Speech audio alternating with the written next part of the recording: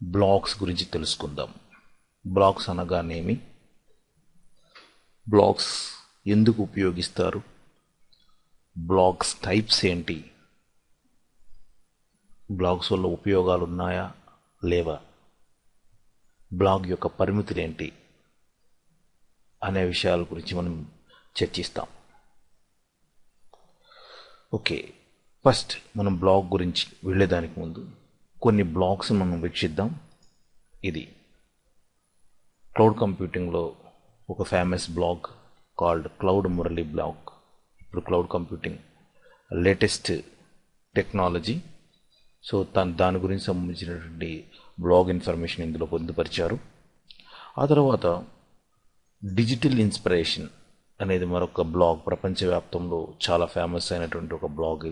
ఇది Indian author called Amit Agarwal అనేటువంటి అతని యొక్క బ్లాగ్ ఇది. ఆ తర్వాత breaking news this Huffington Post అనేది ఒక బ్లాగ్ ఇది. సో ఇది ఇతను తన పోస్టులన్నింటినీ ఇందులో పొందుపరుస్తున్నాడు. ఆ విధంగానే టెక్ క్రంచ్ అనేది మరొక బ్లాగ్ ఉంది. సో ఆ విధంగా తెలుగులోకి వస్తే మల్లిక అనేసి, నెక్స్ట్ మాలిక అనేసి, కూడలి అనేసి రకరకాల బ్లాగ్స్ ఉన్నాయి. సో అసలు ఈ బ్లాగ్ అంటే ఏంటి, ఎందుకు ఇది, దాన్ని ఏ విధంగా మనం బెనిఫిట్ తీసుకోవచ్చు అంటే, బ్లాగ్ అంటే కూడా అది కంప్లీట్గా ఒక వెబ్సైటే. బ్లాగ్ అంటే కూడా కంప్లీట్గా ఒక వెబ్సైటే, కానీ దాని అర్థము, నిగూఢ అర్థము కానీ గమనిస్తే బ్లాగ్ అన్నది ఒక డైరీ లాంటిది. సో బ్లాగ్ అనేది ఎందుకు ఉపయోగిస్తామంటే, ఒక వ్యక్తి తన డే టు డే యాక్టివిటీస్లో ప్రపంచం గురించి తను గమనిస్తున్న విషయాలని ప్రపంచానికి అందించాలి అనుకున్నప్పుడు బ్లాగ్ను ఉపయోగిస్తారు. ఈ బ్లాగ్ యొక్క అంటే ఇంతకుముందు నేను చెప్పిన విధంగా బ్లాగ్ అంటే కూడా ఒక వెబ్సైటే, కాకపోతే ఒక డైరీ లాంటి website, day to day activities website. ఇప్పుడు ఈ వెబ్సైట్లో చూడండి, 2012లో అతను పోస్ట్ చేసిన విషయాలు, మార్చి 96 విషయాల్ని అతను పొందుపరిచాడు 2012లో. మార్చిలో 11 విషయాలను పొందుపరిచారు. ఫిబ్రవరిలో 38 విషయాలు పొందుపరిచారు. సో జనవరిలో 47 విషయాలను పొందుపరిచారు.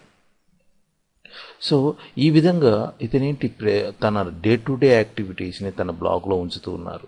దీని యొక్క ఉపయోగాలు ఏంటి అంటే, బ్లాగ్ ప్రధానంగా మీరు మీ యొక్క ఐడెంటిటీని ప్రపంచానికి చాటి చెప్పడానికి ఉపయోగపడుతుంది. అదేవిధంగా మీ దగ్గర వాళ్ళతో మీ యొక్క విశేషాలను పంచుకోవడానికి చాలా బాగా ఉపయోగపడుతుంది. ఇది మీ యొక్క డైరీ, ప్రపంచానికి తెరచి ఉంచిన డైరీ లాంటిది. అయితే మీరు చాలా వరకు ఇప్పటికే విని ఉంటారు, బ్లాగ్ వల్ల డబ్బులు మనీ సంపాదించవచ్చు అనేసి, ఆ మనీని సంపాదించే విధానాలు చాలా ఉన్నాయనేసి. బట్ ప్రపంచవ్యాప్తంగా సర్వేలు ఆధారంగా మనం కానీ గమనిస్తే, బ్లాగ్స్ వల్ల మనీ అన్నది ఖర్చు చేసిన సమయంతో పోలిస్తే రిటర్న్స్ వచ్చి చాలా తక్కువ. ఎందుకంటే ఈ మనీ అన్నది చాలా విషయాల మీద ఆధారపడుతుంది. మీరు పొందుపరిచే విషయ సమగ్రహం మీద, అది ప్రపంచానికి ఉండేటువంటి ఇంట్రెస్ట్ మీద. సో ఇట్లా ఎన్నో విషయాలు కలిస్తే కానీ అక్కడ మనీ అన్నది అడ్వర్టైజ్మెంట్స్ రూపంలో రావటం అనేది అంత సుసాధ్యం కాదు. అయితే ఒక బ్లాగ్ని మీరు తయారు చేసిన తర్వాత ఆ బ్లాగ్ని మీరు అడ్వర్టైజ్మెంట్స్లో పొందుపరిచారంటే, ఆ అడ్వర్టైజ్మెంట్స్ ద్వారా మీరు ఆ బ్లాగ్లోని మనీని సంపాదించవచ్చు. అవన్నీ మనం భవిష్యత్తులో గూగుల్ యాడ్వర్డ్స్ అనేసి, గూగుల్ యాడ్సెన్స్ అనేసి, ఈ రెండు డిఫరెంట్